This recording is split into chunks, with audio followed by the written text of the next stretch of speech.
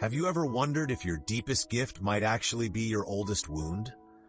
What if the compassion you've carried your whole life, the ability to feel everyone's pain, to sense the storm in the room before it even breaks, wasn't born from love at all, but from survival? Carl Jung once said, "The privilege of a lifetime is to become who you truly are." But for so many empaths, the truth is heartbreaking. Who you truly are was never allowed to exist. As children, your feelings were too much, your needs too loud, your very self, conditional on keeping others comfortable. And so you learned to disappear.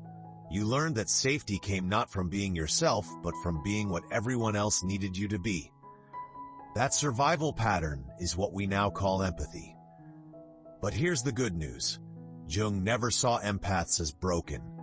He saw them as unfinished, as travelers halfway along a powerful psychological journey called individuation, the process of becoming whole.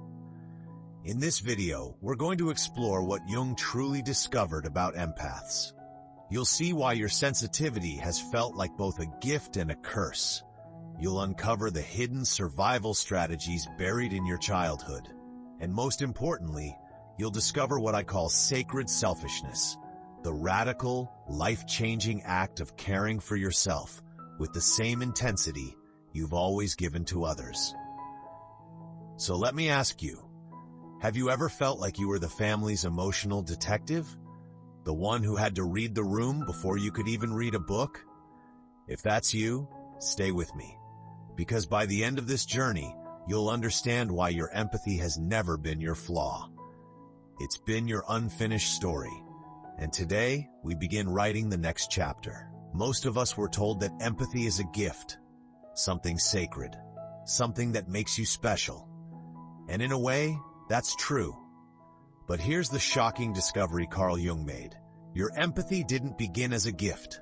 It began as a survival strategy. Think back to your childhood.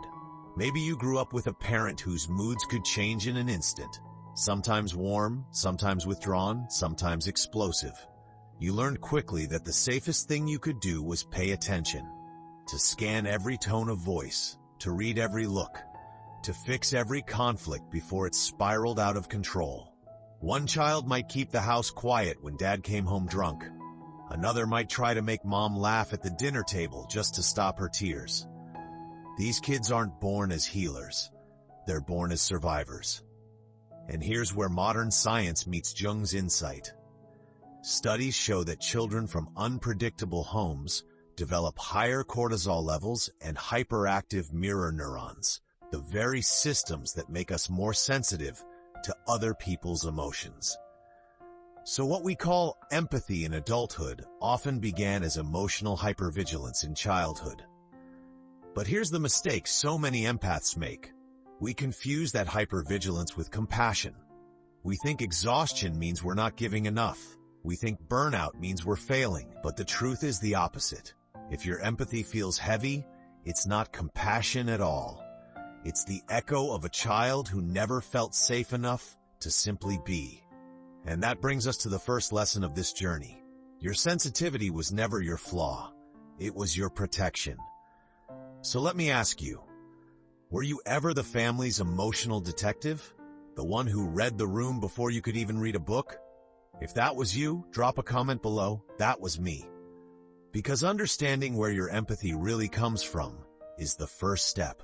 And now let's go deeper, back to the very beginning, into why empathy so often begins in chaos. If empathy starts as survival, the next question is, survival from what? For most empaths, the answer is chaos. Childhood chaos.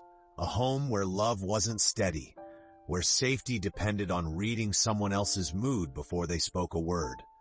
Picture a little boy lying awake in bed, listening for the sound of his father's footsteps in the hallway. By the weight of those steps, he knows whether tonight will be peaceful or full of shouting. Or imagine a little girl who scans her mother's face at breakfast. If mom looks tired, she becomes the entertainer. If mom looks sad, she becomes the comforter.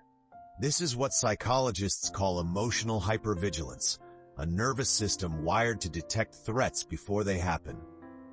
Research shows that children from unstable households develop stronger amygdala responses to emotional cues.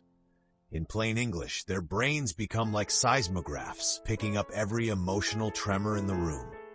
And while that might sound like a superpower, here's the hidden cost. A child who spends all their energy tracking everyone else's feelings has no space left to discover their own. Here's the mistake so many of us carry into adulthood. We think our empathy makes us kind. But in truth, much of it began because we felt unsafe. Our compassion wasn't born in peace. It was forged in fire. And here's the lesson.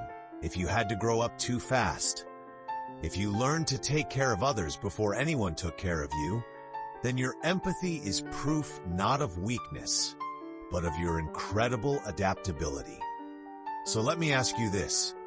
Did you ever feel like the grown-up in your own home, even when you were just a kid? If so, you're not alone. Drop a comment. I was the parent in my family if that resonates, because this is where Jung's insight becomes even more powerful. He called this survival pattern premature ego adaptation. Children forced to develop adult-level psychological skills, not out of growth, but out of necessity. And this is where our story takes a darker turn, because when a child learns to care for everyone else, something vital gets lost. Next, we'll explore the hidden cost, the suppression of what Jung called healthy selfishness. When a child grows up reading everyone else's emotions, something essential gets sacrificed, the right to have their own. Carl Jung called this the loss of authentic selfishness, the healthy kind of self-focus every child needs in order to grow a strong identity. Without it, you don't learn to say, "This is what I want. This is how I feel. This is who I am." Instead, you learn to say, "What do you need? How can I make you happy? I'll shrink so you can breathe." Imagine a little girl at her birthday party. Instead of blowing out her candles with a big wish, she checks to make sure everyone else is smiling. Or picture a teenage boy who wants to play music, but stays quiet because his father thinks it's a waste of time. These moments seem small, but they carve deep grooves in the psyche. Over time, the message becomes clear. My needs are dangerous, but serving others keeps me safe. Psychologists today call this self-abandonment, and it's one of the most common patterns in adult empaths. You overgive, overlisten, overcare, because somewhere inside, you still believe that disappearing is the only way to be loved. Here's the mistake so many empaths make. They confuse disappearing with love. They think putting themselves last proves they're good, generous, or even spiritual. But as Jung warned, that's not love. It's survival dressed up as virtue. And here's the lesson. Love requires two whole people, not one person erasing themselves for the other. True compassion begins only when your own existence feels just as valid as everyone else's. So let me ask you, have you ever felt guilty just for having needs? Maybe you apologized for asking a favor, or felt ashamed of saying no. If that sounds familiar, comment below. My needs are not wrong, because until we reclaim this healthy selfishness, our empathy will always cost us more than it gives. And that takes us straight into the shadow side of the empath, the hidden place where all those forbidden feelings live, waiting to be rediscovered. When you grow up learning that your needs are too much, where do all those needs go? They don't disappear. They sink into what Jung called the shadow, the hidden part of the psyche that holds everything we've been taught to reject. For empaths, that shadow often contains what I call forbidden selfishness. Anger, boundaries, the desire to say no, the longing to be first, even just once. Imagine a young woman who always says yes at work. She stays late, covers shifts, takes on projects no one else wants. On the surface, she's the dream employee. But inside, resentment builds. One day it erupts, not as a calm boundary, but as an explosion of rage that shocks everyone, even herself. That's the shadow breaking through. Or think of a man who's been the caretaker in every relationship. He listens, supports, gives endlessly. But when his partner finally asks, "What do you need?" he freezes. He has no answer. because that part of him has been exiled for so long. Here's the common mistake. Empaths see this shadow and feel shame. If I get angry, I'm being selfish. If I set a boundary, I'm hurting people. If I want something for myself, I must be bad. But Jung's insight was revolutionary. Those impulses aren't pathological. They're the missing pieces of a whole human being. And here's the lesson. Your shadow doesn't make you dangerous. It makes you complete. Reclaiming your right to say no, to feel anger, to want, is not betrayal, it's healing. So let me ask you, have you ever felt guilty for wanting something just for yourself? If that hits home, comment, "My shadow is part of me." Because until we face the shadow, we'll keep giving from emptiness. And that leads us directly into the next stage of this journey, what Jung called the wounded healer trap, when empathy becomes both our gift and our curse. Jung noticed something remarkable about empaths.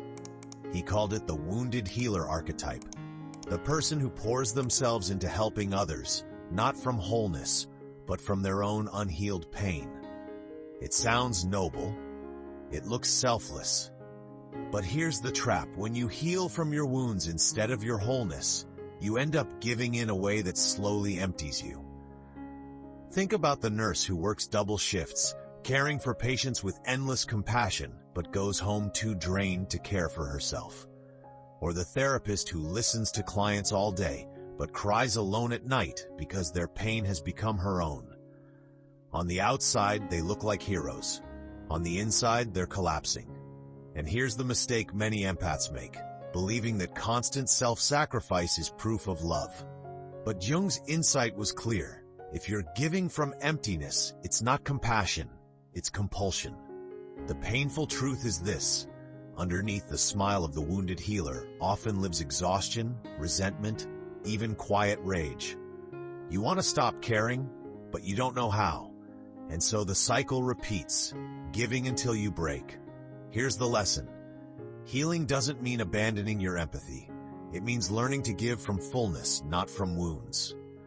True healing happens when your own cup is full, when you can offer love as a choice, not as a desperate attempt to feel worthy. So let me ask you, have you ever felt secretly resentful of how much you give? If that resonates, comment, "I deserve to give from overflow, not emptiness." Because the wounded healer trap doesn't end in burnout for no reason. It's your psyche's way of rebelling, demanding that you step out of survival mode and into wholeness. And that takes us directly into part 6, empathic burnout, when caring becomes poison. What happens when the very thing that once made you feel alive suddenly makes you feel dead inside? That's empathic burnout. It's not just being tired. It's a deep soul exhaustion, the kind of fatigue where you can't fake caring anymore, where every request feels heavy, where the thought of helping one more person makes your chest tighten instead of your heart open. Picture a teacher who once loved guiding her students. She stayed after class, listened to their struggles, even bought supplies with her own money. But years later, she finds herself dreading the classroom. Every question feels like an attack. Every child's need feels unbearable. That's not laziness, it's empathic burnout. Or imagine a parent who's always been the rock of the family, the one who fixes, supports, carries. But one day, even small requests feel impossible. Instead of warmth, there's resentment. Instead of pride, there's guilt. Psychologists describe this as emotional depletion. Studies show that when you chronically absorb other people's emotions, your nervous system never resets. Stress hormones like cortisol stay elevated, weakening the immune system and draining the brain's capacity for joy. And here's the mistake many empaths make. They think burnout means they've failed. If I were stronger, I could keep caring. If I were more spiritual, I wouldn't feel resentful. But Jung saw it differently. He believed burnout isn't failure. It's the psyche's rebellion against self-abandonment. It's your soul saying no more. It's time to choose you. Here's the lesson. Burnout isn't the end of empathy. It's the beginning of transformation. It's the signal that the old way of giving, out of compulsion, can't continue. something new must be born. So let me ask you, have you ever reached that point where caring felt like poison? If that resonates, comment below. I can't give from emptiness anymore. And if you're ready to break free from that cycle, hit like and subscribe, because in the next part, we'll explore Jung's answer to this crisis, the individuation imperative, the moment your soul demands you become who you truly are. What if burnout isn't the end of your empathy, but the beginning of your soul's awakening? Carl Jung called this moment the individuation imperative, the stage when your psyche demands that you become who you truly are, not who you learn to be in order to survive. For empaths, it often feels like a breakdown. You can't play the old role anymore. You can't be the fixer, the pleaser, the caretaker without feeling like you're disappearing.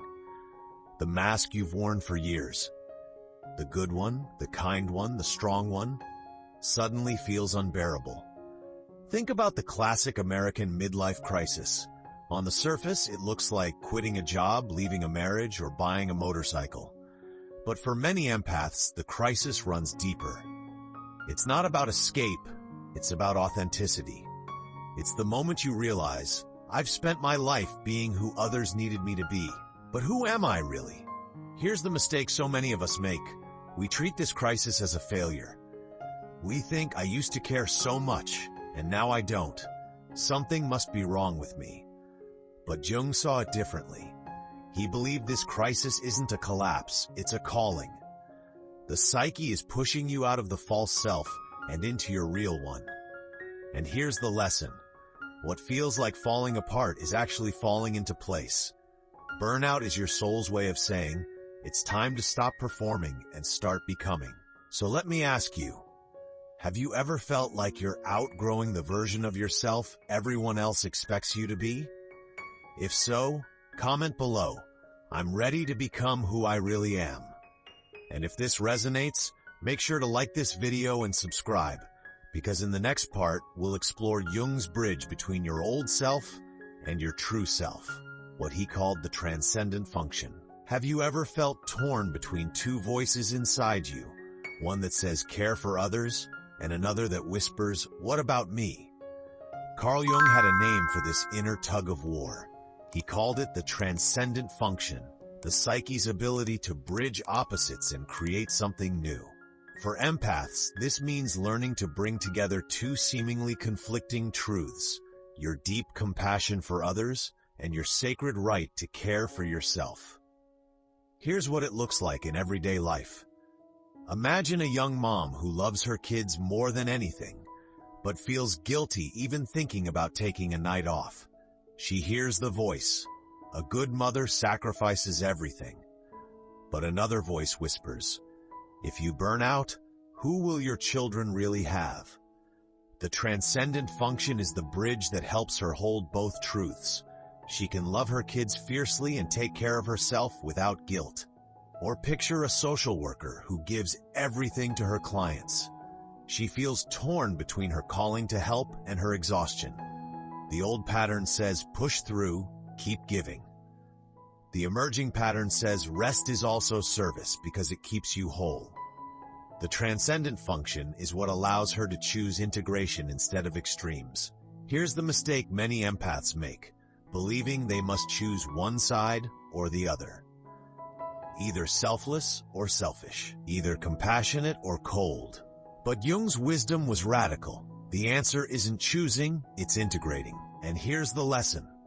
True wholeness doesn't come from denying one side of yourself. It comes from honoring both, your capacity to give and your right to receive. When you integrate these opposites, empathy transforms from a compulsion into a conscious choice. So let me ask you, have you ever felt guilty for resting, as if self-care meant abandoning others? If that resonates, comment. Caring for myself is caring for others. And if you're finding value here, don't forget to like this video and subscribe, because next, we'll dive into the social side of this transformation. The differentiation anxiety empaths face when the people around them resist their growth. Have you ever noticed that the moment you start setting boundaries, Some people don't cheer for you. They panic. Jung had a name for this reaction: differentiation anxiety. It's what happens when you begin to step into your authentic self, and the people around you, especially those who benefited from your self-abandonment, push back. Here's how it looks in real life. Imagine a woman who always dropped everything for her friends. She was the go-to listener, the late-night problem solver. But one day she says, "I can't tonight. I need rest." Instead of understanding, her friends accuse her. "You've changed. You're selfish." That's not about her. That's about their fear of losing the version of her that always gave without question. Or think about a man at work who always took on extra projects. He finally says no. Suddenly he's labeled difficult or not a team player. Again, it's not about him. It's about coworkers losing their unpaid safety net. Here's the mistake many empaths make. They hear this resistance and think it means they're wrong. If they're upset, maybe I'm being selfish. Maybe I should go back to who I was. But Jung's wisdom was clear.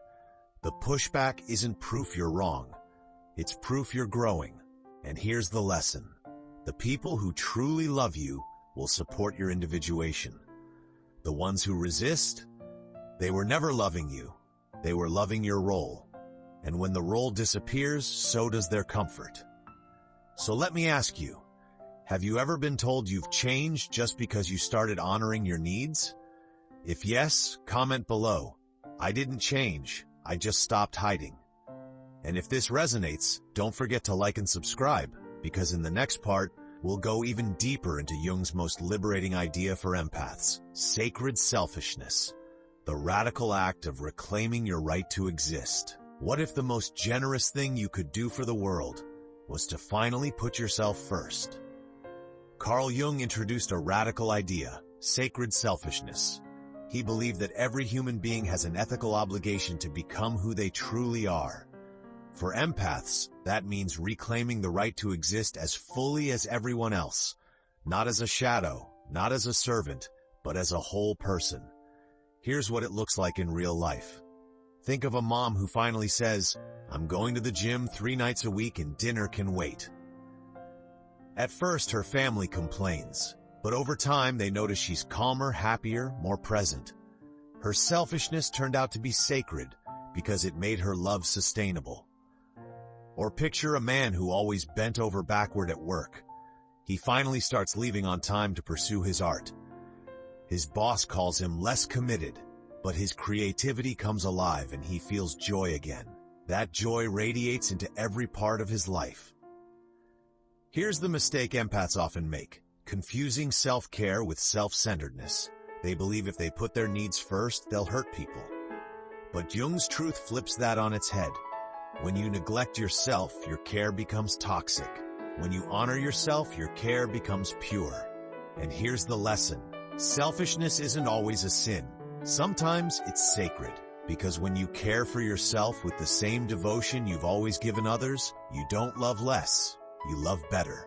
So let me ask you, have you ever felt guilty for putting yourself first? If so, comment, "My self-care is sacred." And if this resonates, hit like and subscribe, because in the next part, we'll explore how this shift changes everything about relationships. Jung called it relational recalibration. Have you noticed that when you start setting boundaries, some relationships get stronger, and others simply fall apart? Jung had a name for this process: relational recalibration. It's what happens when you stop relating to people through your role, the caretaker, the fixer, the listener, and start showing up as your authentic self. Here's what it looks like in everyday life. A woman who always answered late-night calls from her best friend finally says, "I can't talk tonight, I need to sleep." Instead of being met with respect, her friend lashes out, "You've changed. You don't care about me anymore." That friendship wasn't built on love, it was built on supply. The moment the supply ends, so does the connection. But then there's another friend. When she says no, this friend responds, "I get it. You need rest. Thanks for telling me honestly." That relationship doesn't collapse, it deepens. Because now, both people can be real. Here's the mistake many empaths make. They confuse resistance with rejection. They think if people are upset, my boundaries must be wrong. But Jung's wisdom was clear. The people who truly love you won't be threatened by your growth. They'll grow with you. And here's the lesson. Recalibration isn't about losing love, it's about filtering it. Boundaries don't destroy real connection. They reveal it. They separate the relationships that depended on your silence from the ones that thrive on your truth. So let me ask you, have you noticed relationships shifting as you've started setting boundaries? If so, comment below. Boundaries reveal who's real. And if this resonates, hit like and subscribe, because in the next part, we'll explore the ultimate transformation, becoming the integrated empath, someone who gives from strength, not survival. What if empathy didn't have to drain you, but could actually strengthen you? This is what Jung envisioned in the integrated empath, a person who no longer gives out of compulsion, but out of conscious choice. Someone who can feel deeply with others without losing themselves in the process. Here's what it looks like. Imagine a woman at work. In the past, she would stay late, pick up everyone else's slack, and go home exhausted. That was compulsive empathy, automatic, unquestioned, and self-destructive. But now she checks in with herself first. She decides, yes, I'll help this time, because I choose to, not because I have to. And when she says no, she doesn't feel guilty. That's integration. Or picture a man whose partner comes home upset. Old him would have absorbed her emotions, carrying them like they were his own. New him listens with compassion, but also knows her feelings are hers, not mine to fix. He can stand close without drowning. Here's the mistake many empaths make. Believing that to be good, they must always say yes, always absorb, always give. But Jung's wisdom was clear. True empathy requires boundaries. Without them, you don't have compassion. You have codependency. And here's the lesson. Integration is freedom. It's the difference between being used by your sensitivity and using it as a gift. The integrated empath can switch empathy on and off, care without carrying, and love without losing themselves. So let me ask you, are you ready to step into conscious empathy? If so, comment, I choose when to care. And if this resonates, like this video and subscribe, because next we'll talk about the hardest but most liberating step of all, identity grief. Mourning the old self you had to leave behind. Have you ever felt like you were grieving a version of yourself, even though you were still alive? Carl Jung called this experience identity grief. It happens when you begin shedding the false self you built for survival, the pleaser, the fixer, the good one, and step into your authentic self. The world celebrates your growth, but inside, you're mourning the old identity that once kept you safe. Here's what it looks like. Imagine a man who spent his whole life being the family rock, the one who never needed help. When he finally admits, I can't carry this alone, he feels both relief and grief. Relief for being honest. Grief because the old role, though heavy, gave him belonging. Or picture a woman who always defined herself as the giver. Now she's learning to receive, to say no, to rest. She feels free, but also lost. Who is she if she's no longer the helper? That confusion is grief. It's the mourning of a self that was never truly hers, but felt familiar. Here's the mistake many empaths make. They think grief means they're going backwards. They panic. Why do I miss the old me? Wasn't I supposed to feel happy? But Jung's wisdom was clear. Grief isn't regression, it's integration. You're honoring what was while making room for what's becoming. And here's the lesson. Becoming authentic means saying goodbye. Not just to unhealthy relationships, but to the version of yourself who lived for them. That goodbye is painful, but it's also sacred, because only by mourning the false self can you fully step into the real one. So let me ask you, have you ever felt sadness after changing, even when you knew it was right? If so, comment, I honor my grief as part of my growth. And if this resonates, make sure to like and subscribe, because in the next part, we'll explore the gift on the other side of grief, Authentic empathy, the freedom to care from strength, not survival. What if you could care deeply for others, without carrying their pain like it was your own? Carl Jung believed this was possible. He called it the evolution of empathy, what I call authentic empathy. It's when your sensitivity transforms from survival programming into conscious choice. You don't stop caring, you just stop disappearing. Here's what it looks like in real life. A nurse who once went home drained and heartbroken now practices emotional boundaries. She listens with compassion, but when her shift ends, she leaves the weight at work.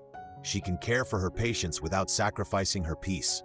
Or a husband whose partner struggles with stress. Old him would absorb it, walk around tense all evening.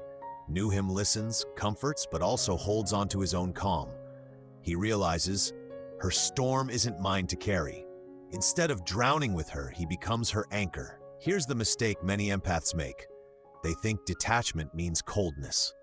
They fear that if they don't absorb, they don't love. But Jung's wisdom was different. Authentic empathy doesn't weaken connection. It strengthens it. Because when you're not overwhelmed, you can actually show up fully. And here's the lesson. Real compassion flows best when your cup is full. Love without losing yourself isn't less love, it's deeper love. Because it's offered freely, not compulsively. So let me ask you, have you ever felt the difference between helping from exhaustion versus helping from overflow? If so, comment. I give from strength, not survival. And if this resonates, don't forget to like and subscribe, because in the final part, we'll explore Jung's most powerful gift for empaths, psychological sovereignty, the freedom to own your life completely. What if the greatest freedom isn't found in changing the world, but in finally claiming ownership of your own life? Carl Jung called this state psychological sovereignty, the recognition that you are the ultimate authority of your own experience. No one else gets to decide who you should be, what you should give, or how much space you're allowed to take up. Here's what it looks like in real life. A daughter who always lived to make her parents proud finally chooses a career that lights her up. For the first time, she feels alive, not because she's pleasing them, but because she's honoring herself. A husband who always said yes to keep the peace finally says no, with love but with firmness. And instead of fearing rejection, he discovers respect. A woman who always gave until she was empty finally says, I matter too. And with that one sentence, she steps into sovereignty. Here's the mistake many empaths make. Waiting for permission. Permission to rest, to dream, to say no, to take up space. But Jung's wisdom was clear. Sovereignty isn't given, it's claimed. And here's the final lesson. When you reclaim your sovereignty, your empathy becomes a gift, not a burden. You no longer give to prove your worth. You give because you choose to. You no longer live to be useful. You live to be whole. So let me ask you, are you ready to claim your sovereignty? If so, comment. I am the author of my own story. And if this journey touched you, please like, subscribe, and share this video, because the world doesn't need more burned out helpers. It needs more whole, conscious, integrated people like you. Remember Jung's words, the privilege of a lifetime is to become who you truly are. And today you've taken one step closer. Thank you for walking this path with me. Until next time, take care of yourself the way you've always cared for others. So here we are. We began with the shocking truth that the empath is often just the child who was never allowed to be selfish. We walked through the hidden costs of survival, the shadow of forbidden selfishness, the burnout, the crisis, the grief.